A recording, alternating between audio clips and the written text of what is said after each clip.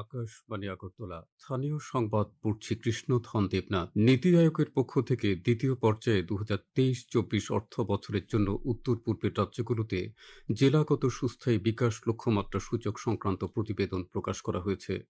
এই প্রতিবেদন অনুসারে জেলাগুলোতে 85% সমন্বিত বৃদ্ধির হার স্পষ্ট হয়ে উঠেছে। এক্ষেত্রে মিজোরামের সব জেলার পাশাপাশি সিকিম এবং ত্রিপুরার জেলাগুলোও সামনের সারিতে রয়েছে।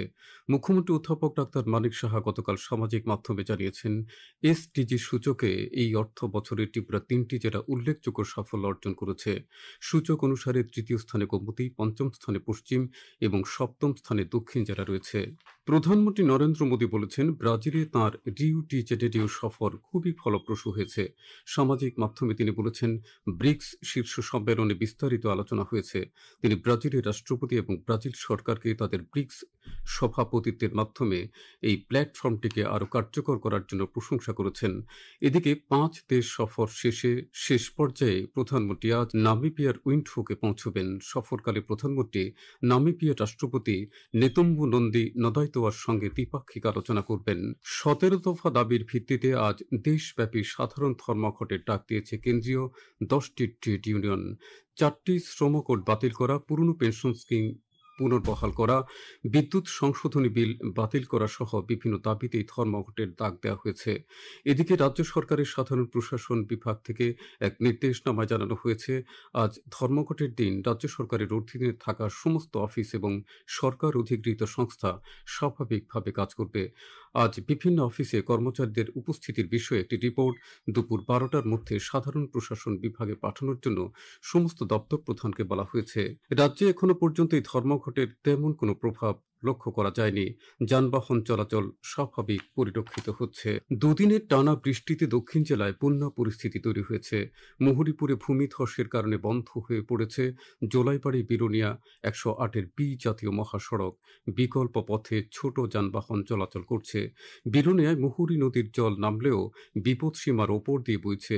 টানা বৃষ্টির কারণে বিরোনিয়া শহরের বিভিন্ন স্থানে প্রচুর জল জমে গেছে। শহরের বিভিন্ন জায়গায় দমকল দিয়ে জল সরানোর কাজ চলছে।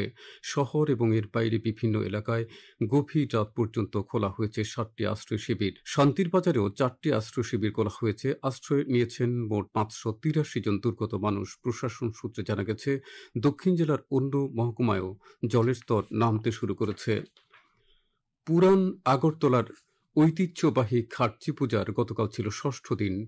অবিশ্রান্ত বর্ষণের ফলে গতকাল সেখানে পুণ্যার্থীর সমাগমে বিঘ্ন ঘটে। আজ 7 দিনব্যাপী খার্চি পূজা মেলা ও উৎসবের সমাপ্তি দিন।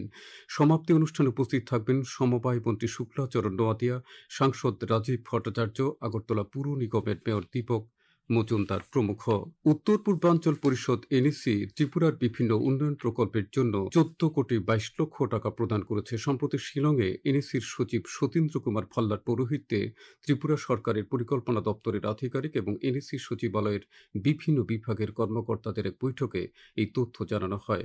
বৈঠকে ত্রিপুরা সরকারের বিভিন্ন প্রস্তাব কোন পর্যায়ে রয়েছে এবং এর বাস্তবায়ন নিয়ে আলোচনা হয়। বৈঠকে কর্মক্ষেত্রে দক্ষতা উন্নয়নের মাধ্যমে প্রকল্প বাস্তবায়ন ত্বরান্বিত করার উপর জোর দেওয়া হয়। আগামী 15 জুলাই থেকে রাজ্যে উন্নত প্রযুক্তির ডাক পরিষেবা চালু হচ্ছে। আগরতলা পোস্টাল ডিভিশনের superintendent of post office Maniklal Das জানিয়েছেন, প্রথম পর্যায়ে আগরতলার প্রধান ডাকঘর, 25টি উপডাকঘর এবং তার শাখাগুলোতেই পরিষেবা চালু হবে। ডাক বিভাগ গ্রাহকদের অত্যাধুনিক প্রযুক্তির পরিষেবা দেওয়ার লক্ষ্যে এপিটি অ্যাপ্লিকেশন চালু করবে, যা ডিজিটাল উৎকর্ষের ক্ষেত্রে এক ঐতিহাসিক মাইল ফলক হিসেবে চিহ্নিত হবে। নিম্নচাপের প্রভাবে রাজ্যের বিভিন্ন স্থানে বজ্র বিদ্যুৎ সহ ভারী থেকে অতি ভারী বৃষ্টিপাতের সতর্কতা জারি করেছে আবহাওয়া দপ্তর। পশ্চিম জেলা, সিপাহীজলা, গোমতী এবং দক্ষিণ জেলায় অতি ভারী বৃষ্টিপাতের সম্ভাবনা রয়েছে।